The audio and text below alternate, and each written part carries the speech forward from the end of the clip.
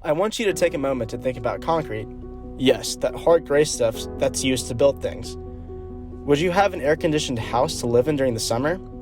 Have you ever taken a road trip? Have you ever stepped foot in a sports arena or a concert venue? If you answered yes to any of the above, then it sounds like concrete is pretty important to your everyday life. But how did it come to be such a pervasive technology? How is it made and distributed in such a way that almost all of us have access to it? Well, the answer begins in Rome. Before we talk about the ins and outs of concrete, let's take some time to discuss what concrete really is. Why is this technology so influential in our day-to-day lives? Concrete is a technology that consists of three parts: water, aggregate, and cement. It is widely used in the construction of cities, subdivisions, roads, highways, and everything in between. Concrete has unparalleled strength and durability, and is continually being innovated to become more sustainable. What happens when we run out of supplies to make more concrete? Many have recognized this issue and are looking to innovate concrete by using alternative and recycled materials to build concrete with an aim at reducing greenhouse gas emissions. During this module, we will be looking at how the saying, "all roads lead to Rome," has never been more true, and how the idea shaped the development of countries, of architecture, and of how humans exist. It's hard to imagine a world without concrete. In fact, it would be nearly impossible to continue without major shifts in our daily lives.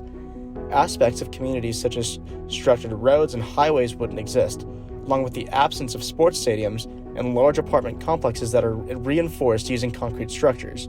In large, we can credit the Romans for this infrastructural innovation. Romans utilized a network of roads which allowed them to efficiently move troops when needed, as well as created trade routes for materials or other items that were used within the cities. The Romans also used concrete when building their sewage systems and aqueducts. Previously, there hadn't been an emphasis on city development and planning, but there was now a large push to build the perfect city. Many innovations that incorporated concrete were further developed over the years and incorporated into modern-day city planning. Nevertheless, Romans were the first to successfully implement the use of concrete into much of their construction. Now, the innovation of concrete may have changed the very fabric of Roman society, but it should be noted that innovation of concrete as a ubiquitous building material did not stop there. The most significant innovation in the history of concrete came in 1824, and it was called Portland cement. This cascade of innovation was initiated by the works of John Smeaton, a British civil engineer who was also a capable mechanical engineer and a physicist. In a nutshell, he discovered the compositional requirements of compounds that were needed to generate the hydraulicity in lime. Portland cement, named after its Portland stone resemblance, changed the cement industry forever. Portland cement became the most ubiquitously used building material in the entire world and changed life as humankind knew it. And it quite literally changed life as they knew it.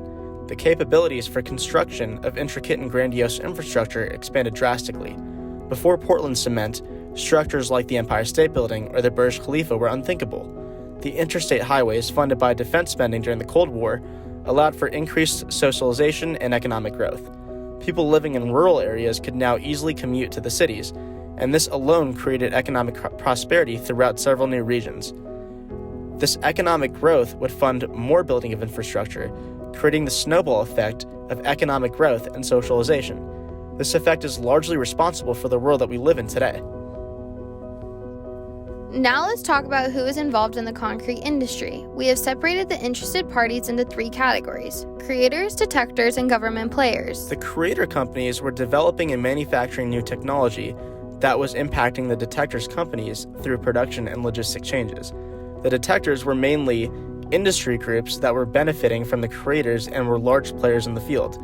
Important creators of this technology include Oldcastle Inc., Holcim, and Colas, whereas important detectors for this technology include Vulcan Materials, Cemex, and Lafarge. Large government players include the U.S. Department of Transportation and the Department of Housing and Urban Development. Up to this point, we've talked expansively about how crucial concrete has been for building a society's infrastructure. But what's in store for the future? The frequency of greenhouse gas emissions by the cement industry is a great cause for concern. Green concrete strives to address these issues. Green concrete is a concrete that uses fewer new resources during production. It replaces the production of cement sand with alternative materials that are more environmentally friendly. Moving forward, we want you to never think about the sidewalk the same way again. We want you to see how this is a technology that reflects human choices and how nature is now manipulated to benefit humans through continued innovation. Pieces of history such as the Colosseum and the Berlin Wall were constructed with concrete, and that same technology was used to construct the highways we drive on and the houses we live in.